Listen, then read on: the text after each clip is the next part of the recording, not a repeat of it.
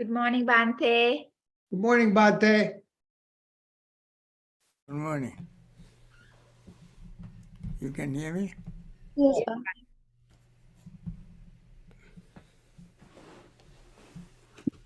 Okay.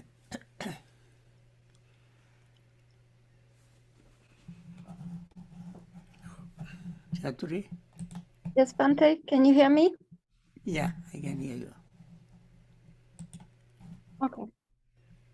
So Bhante, the first question is, can you please explain how to deal with feelings throughout the day and not allowing to upadana? How do you deal with feelings throughout the day? How to use feeling without How to upadana? how to deal with feelings and How to not, deal with feeling? yes, deal with feelings and not be caught by clinging to things. Throughout the day, we have lots of feelings. And how do we handle these feelings and not grasp to things during the day to learn to let Yeah. go? Yes, when you have feelings, normally when we have feeling, there is desire. So that is the normal way. But if you are a meditator, when feeling arises, you know the arising of feeling, passing away of feeling, its pleasure of feeling, danger of feeling, and abandoning feeling. They are called samudaya dhamma, vaya dhamma, asada, adinava, and nisarana. Samudaya is arising. We say that attangama or vaya is passing away, and then asada, adinava, danger, then nisarana.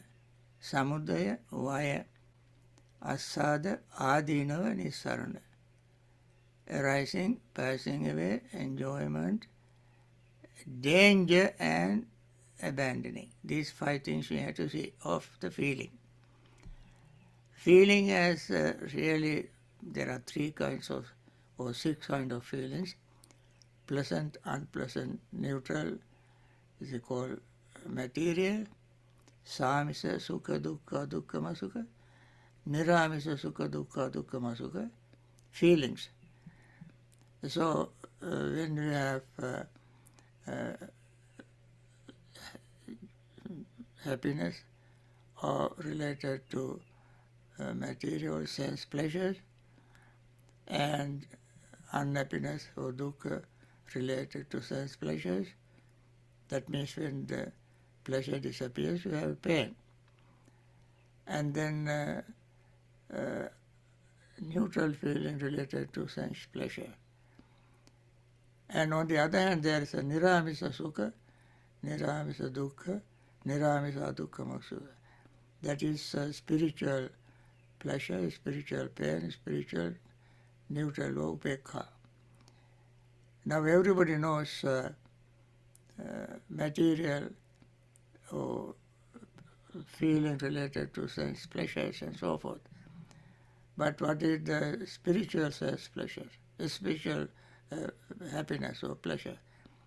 That is when we see everything is invariably, everything is impermanent, everything is unsatisfactory, everything is without self. You see everything the same way, then you are happy that you see the reality. And that is spiritual pleasure. Spiritual pain, the painful feeling, is that even though you see all these things as they really are, you meditate, you follow all the instructions very diligently, but you have not attained the goal, even the first stage of enlightenment. But you have heard somebody else who also has followed the same thing, perhaps much more quickly. That person attains the extremity and so forth. Then you will have disappointment. Even though I practice very diligently, I have not attained this state.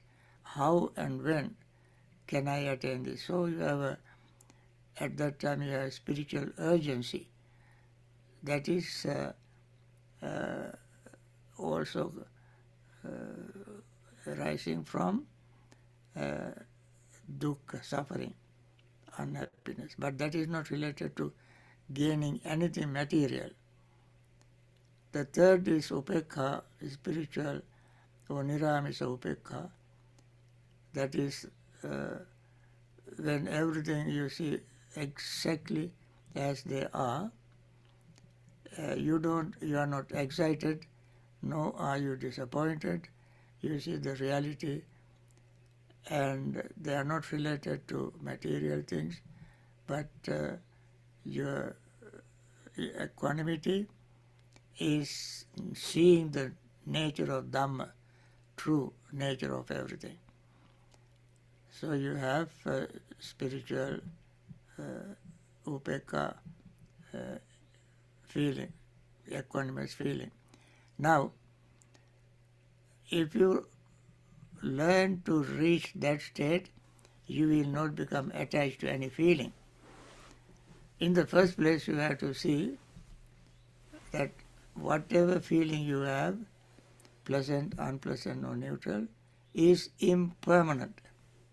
Nothing is permanent. That way you can become detached or dispassionate with the feeling. That's how you will not become attached to feeling, seeing the reality. Okay. And the next question, Bhante, is a clarification regarding seeing impermanence from moment to moment in the five aggregates. The person is saying that, for example, when they are watching the breath as rupa, they can see the arising and the falling of another breath, arising and falling, etc. Does the realization of impermanence happen after an experience of jhana, when the hindrances are suppressed? No, impermanence you can see from the very first moment you sit to meditate and focus your mind on the breath. Because breath is coming and going, coming and going, coming and going. So you can see impermanence right there. After all, what is impermanence?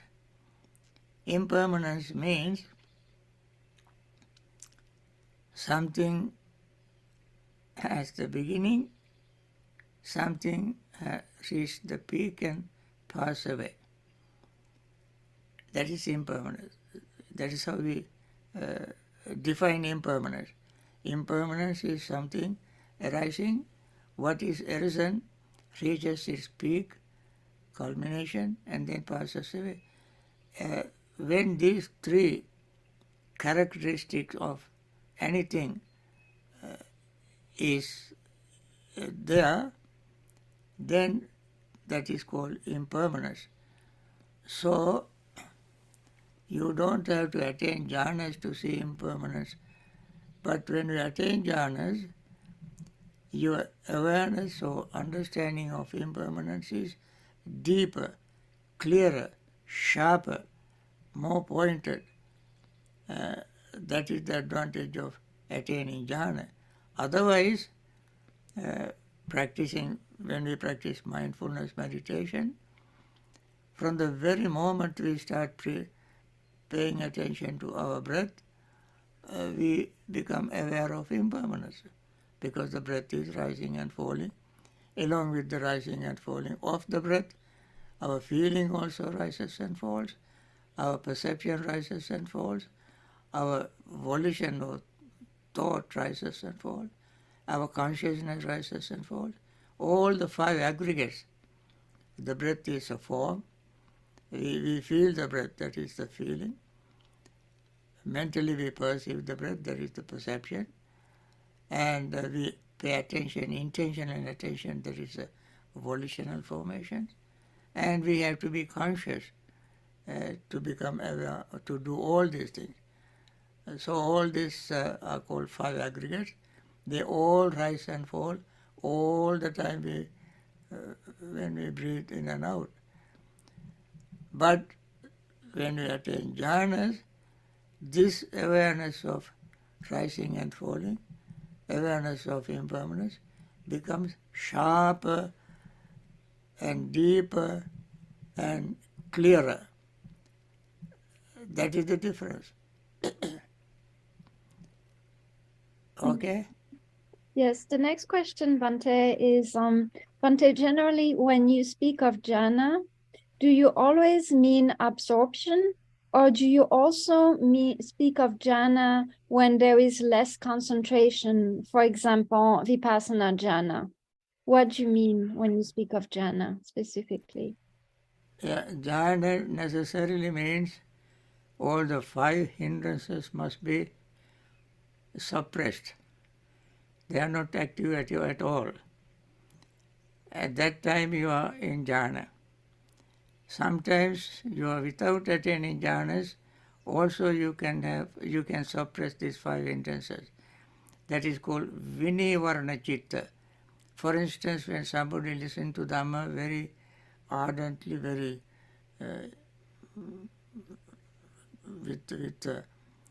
wholeheartedly, one listening to Dhamma, paying attention to every word, the meaning of every word, with a lot of faith, saddha, and then at that time your hindrances will subside that moment. And that moment you have reasonable concentration, which is not jhanas. In order to attain jhanas, you have to make your mind quiet, calm, and focus on something, and then you can gain jhanas. But when you listen to something, especially listen to Dhamma, at that time your hindrances will subside for that moment. Therefore, you gain some degree of concentration. That is not jhana. Jhana has five factors we abandon and five factors we arouse. Five hindrances overcome and five jhanic factors. They are called initial application, sustained application, joy, happiness and concentration. These are the factors we arouse or that arise when we attain jhana. But concentration at other times, like listening to Dhamma, all these factors not come together, and yet you have a sufficient degree of concentration to overcome your hindrances. So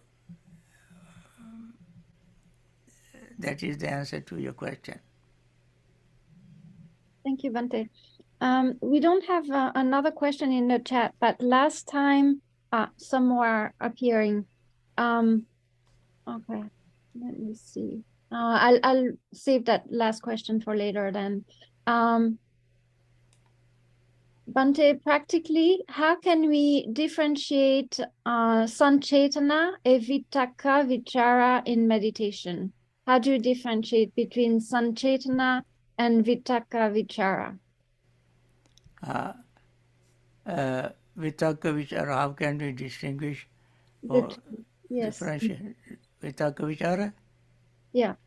Sanchetana and vitakka vichara. What's the difference? Sanchetana and Vitakka Vichara? Yes. Yeah. Okay. There are Samma Sankappa in Noble Eightfold Path.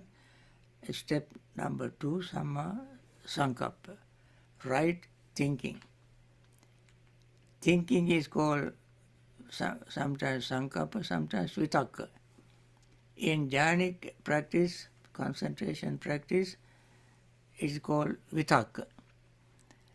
There are 6 kinds of Vitakkas or Sankappas. I think the word Sankappa is used for, especially particularly for Noble Eightfold, in the Noble Eightfold Path. Anyway, in general, Sankappa, Vitakka are the same. Now, Vitakka, there are 6 kinds of Vitakka.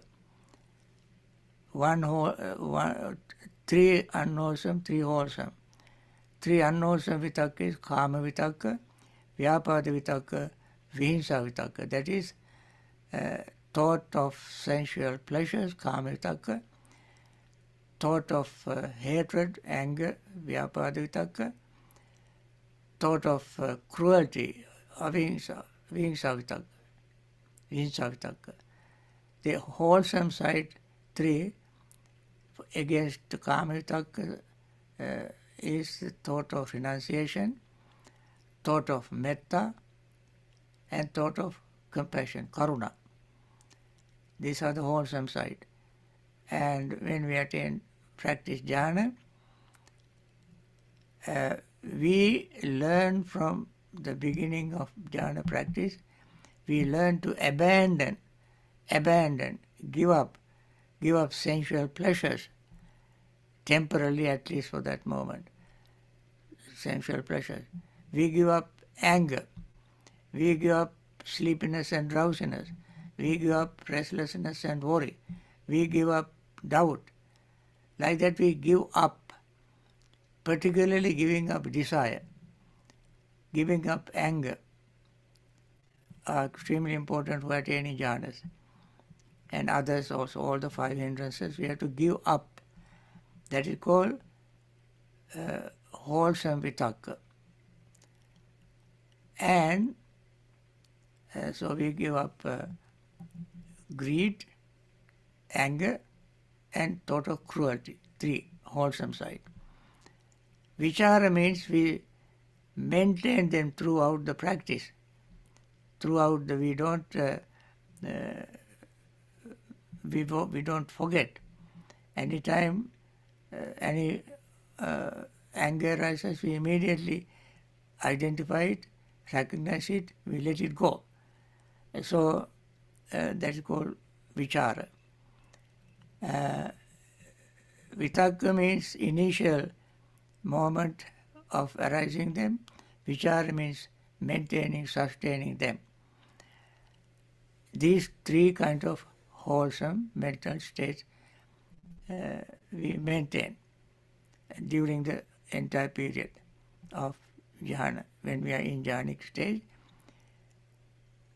at the very beginning we give them up and we continue to maintain that particular state.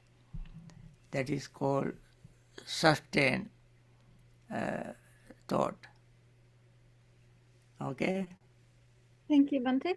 The next question is asking for a recommendation on how to calm mental formations, that is thoughts. The person is saying that they can see impermanence in the breath, in feelings, and in perception. But when it comes to mental formations, they get carried away by the thoughts. And it's only a bit later that they realize that there are thoughts there, but the thoughts keep coming back. So how to calm these mental formations? When you see mental formations arising,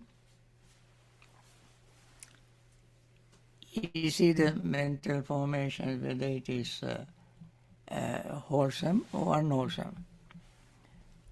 when unwholesome mental formation arises, that is in thought. All this vitaka we mentioned are mental formations. When they arise, when unwholesome arises, you immediately know the danger of it. Pain, suffering. When, for instance, anger is mental formations, greed is mental formations, jealousy is mental formations, and so forth. All kind of thought that arise in your mind are called mental formations. Especially when they are unwholesome, immediately with the arising of those mental formations, your pain, suffering also arise. That is the very nature of dependent origination. When this arises, this arises. When anger arises, pain arises. When greed arises, pain arises, and so forth. When letting go, thought of letting go arises, peace arises. When you abandon greed, that moment you experience peace. When you abandon hatred, you experience peace, friendliness. When you have a thought of compassion, you have peace. So when you see the results of particular mental state, then you decide which you must maintain, which you should abandon. Of course, whenever unwholesome mental state arises, at that very moment, very quickly, we let it go. We see the danger, we see the pain, we see the suffering that we don't want to sustain, maintain, we let it go. So, whenever mental formation arises, we immediately recognize the nature of that mental formation and then make effort to let it go. And that is what we do in the Noble Eightfold Path, right effort. You start without them and you want to maintain that mental state without any unwholesome state. You want to prevent them from arising by keeping your wholesome mental state. But sometimes because of your weakness, since you have habitually practicing them all your life, you used to get angry, you used to be jealous, you used to be rival, and so forth. You used to be, you develop them willingly or unwillingly, and that habitual mental state arises every time. So you want to prevent it from arising. Unfortunately, if your first effort is not successful and unwholesome mental state overcome your wholesome state and invade your mind, then you make effort to get rid of it. That is called, that is the second effort, abandoning. And then you cultivate wholesome mental state. Arouse deliberately, mindfully, arouse wholesome mental state, and you maintain and sustain and support mental state. This is how we have to deal with mental formations. They don't happen automatically. We have to make effort. Use fourfold effort in the Noble Eightfold Path. Remember, friends, in our practice, our what you call rescue, our guardian is the Noble Eightfold Path, and our refuge, Noble Eightfold Path. We always resort to go back to Noble Eightfold Path. Use the particular step to deal with unwholesome mental states. Okay? Yes, there is a follow-up question on this, Bhante, regarding mental formation that are experienced by the person. It's more like a neutral mental formation. For example, that's mental formation related to doing some computer work or planning or solving algorithm, resolving problem. So it's not so much that it has a flavor of negative or positive, wholesome or unwholesome, but it's more neutral, like doing some coding or something, and these tend to proliferate as well. So how do you handle these kind of mental formation? Now, mental formations fall into three categories: either pleasant, unpleasant, or neutral. Neutral mental formations is worse than pleasant or unpleasant because the person cannot go beyond one's own form. When neutral mental formations arises from neutral feeling, whatever neutrality you have, that also is not different from other mental formations in nature, because neutral feeling, neutral mental formations has a beginning, neutral mental formations has an end, and so these mental formations will interrupt your concentration, and therefore whether it is neutral or not, we have to deal with that. Because the mind is always talking to yourself. Keep inner, what you call soliloquy, talking to yourself. So that would disturb your concentration. So you have to get rid of it. Whether it is planning for the future, whether you are doing mathematics, you are doing scientific research, all these can be neutral. But they are not going to help you to gain concentration. Therefore, even those thoughts have to abandon, temporarily suspend, and focus your mind on your practice at that time.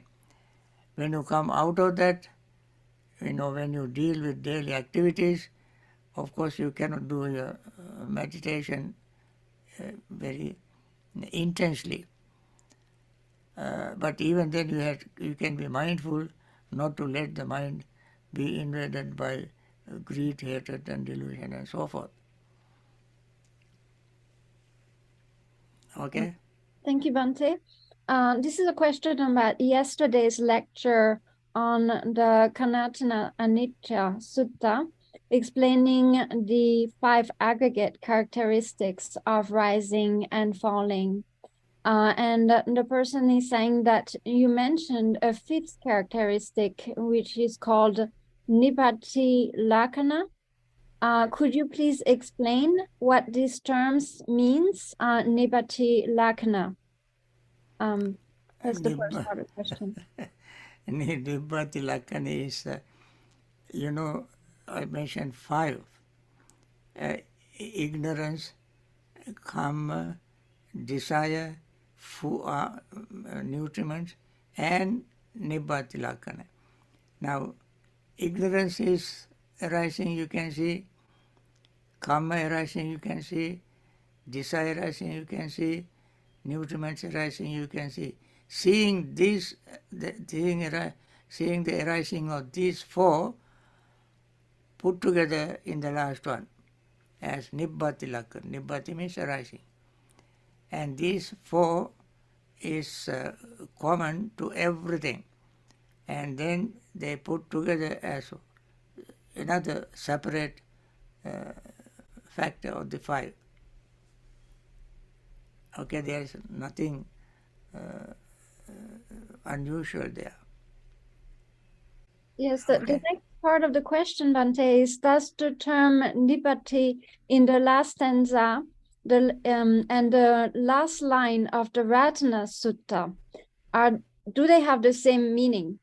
Like in, for example, Nipati Dira, what does that mean? Nipati Dira. Nibbanti dhira yathayam padipo, right. Yes. Nibbanti dhira yathayam. That is Nibbanti, dear Nibbati. Nibbati means arising, Nibbanti means cessation. blowing out, nibbanti. When you blow out a candle, in that place you get nibbanti. So the word nibban also comes from that root. But nibbati is a different. Nibbati means arising, birth.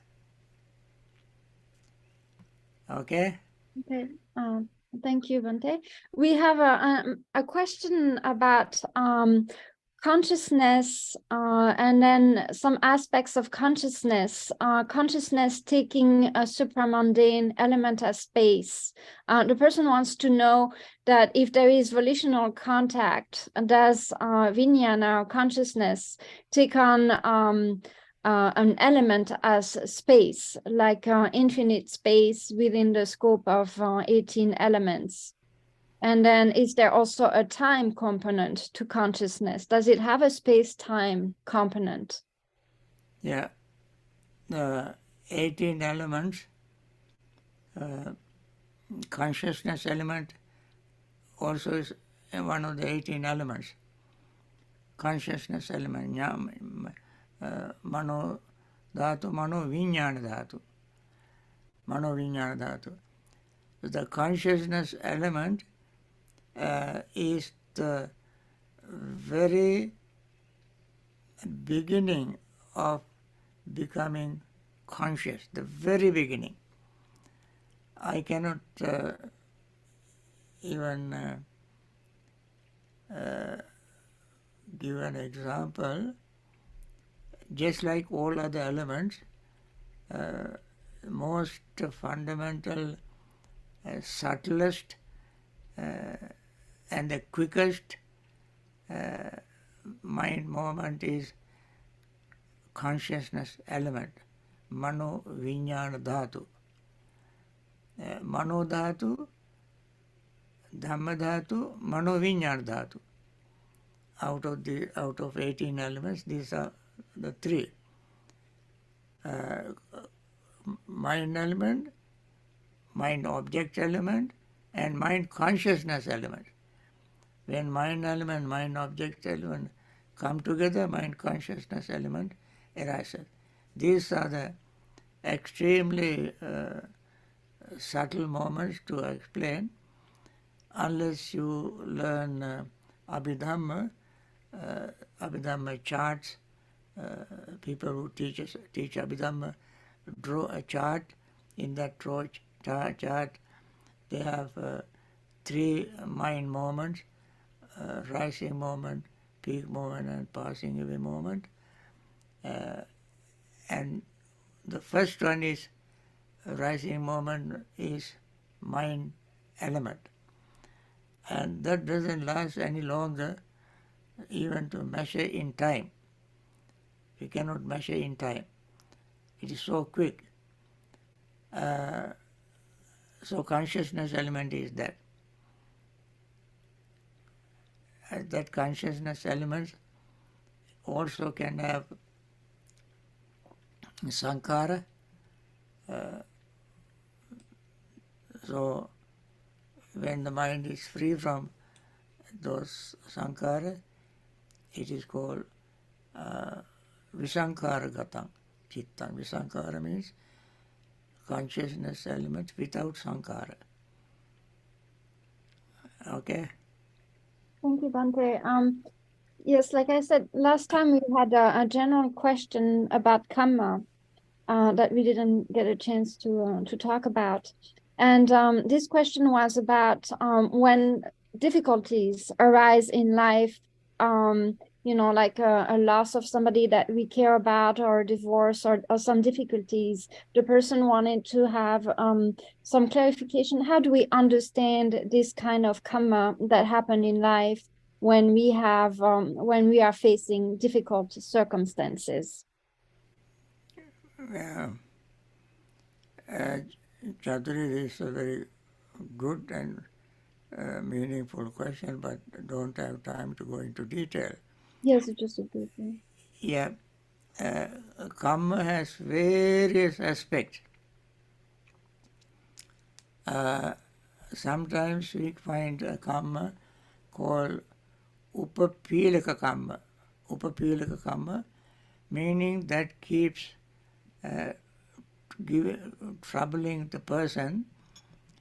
Always, whenever the person is trying to do something, the karma intervene.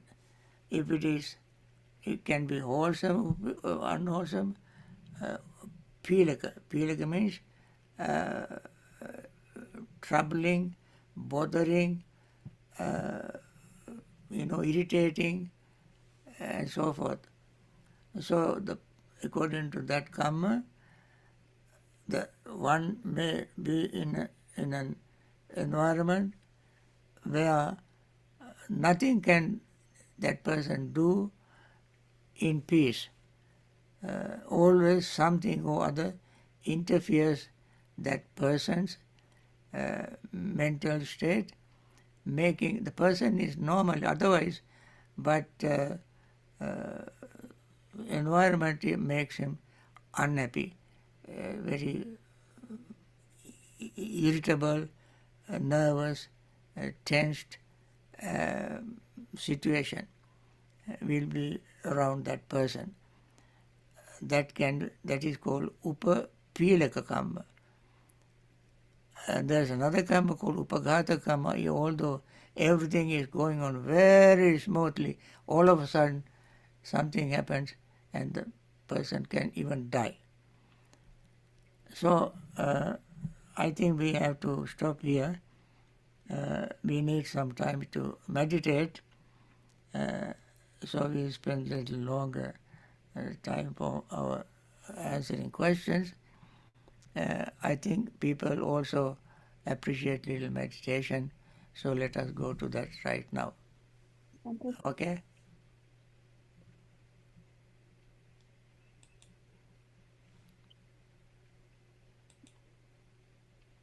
Share. We have to share. Do you want me to share the screen, Bhante, or do you want to do it? I think I can do this now. Okay.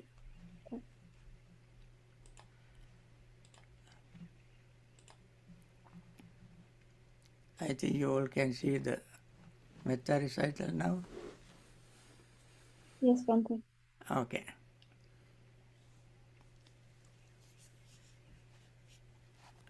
May all beings be happy and secure. May all beings have happy minds. Whatever living beings there may be, without exception, weak or strong, long, large, medium, short, subtle or gross, visible or invisible, living near or far, born or coming to birth, may all beings have happy minds. Let no one deceive another, nor despise anyone anywhere, neither from anger nor ill will should anyone wish harm to another. As a mother who risks her own life to protect her only child, even so towards all living beings, one should cultivate a boundless heart. One should cultivate all the world a heart of boundless loving friendliness, above, below, and all around, unobstructed, without hatred or resentment, whether standing, walking, sitting, lying down, or whenever awake. One should develop this mindfulness.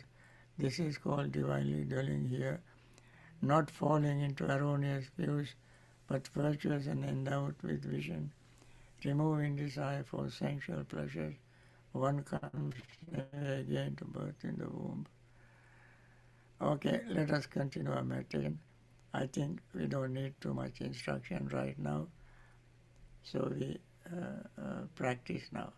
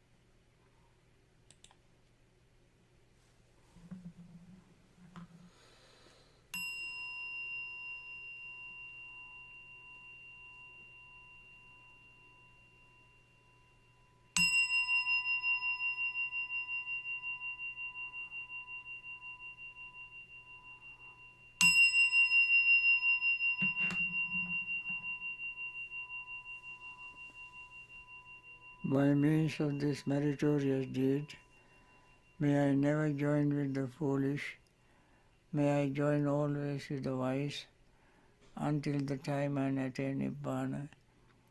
May the suffering be free from suffering, may the fear-struck be free from fear, may the grieving be free from grief, so too may all beings be. From the highest realm of existence to the lowest, may all beings arisen in these realms, with form and without form, with perception and without perception, be released from all suffering and attain to perfect peace. Excellent, excellent, excellent. Now, friends,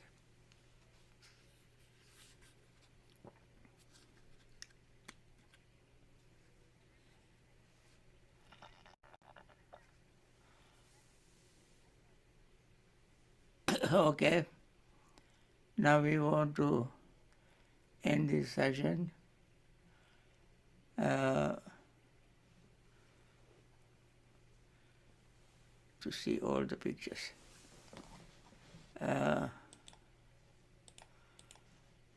By sharing our metta with everybody,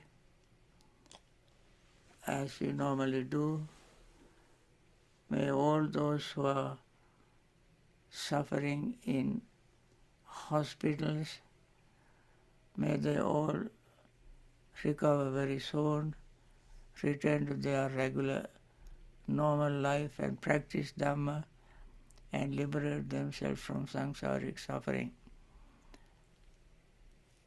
May all those doctors and nurses who take care of these people out of compassion, sacrificing their comfort, risking their own life, may they all continue their noble service and practice Dhamma in the way they do. Helping these people is practicing Dhamma. So by means of all this Dhamma practice, may they all be well, happy and peaceful and attain liberation from samsaric suffering. May all those who have lost their loved ones and are grieving, may they be relieved from such grief and continue their Dhamma practice and attain liberation from samsaric suffering. All those who are in trouble spots, in wars, at discriminations, and poverty-stricken area, may they all find somehow some peace, comfort, and liberate themselves from samsaric suffering. May all those benevolent people, philanthropists, who support all these people in many ways, may they find peace and happiness and liberate themselves from samsaric suffering. And everyone whose category I have not mentioned, be well, happy and peaceful, and you all be well, happy and peaceful and liberate from samsaric suffering. Thank you for coming and encouraging us to continue this talks. Thank you. Okay. Thank you, Bhante. Thank you, Bhante. It's so nice. Thank you, Bhante. Thank you, Bhante. Everybody, good health to you. Thank you, Bhante. Good night, Thank you. Bhante. Good night, everybody.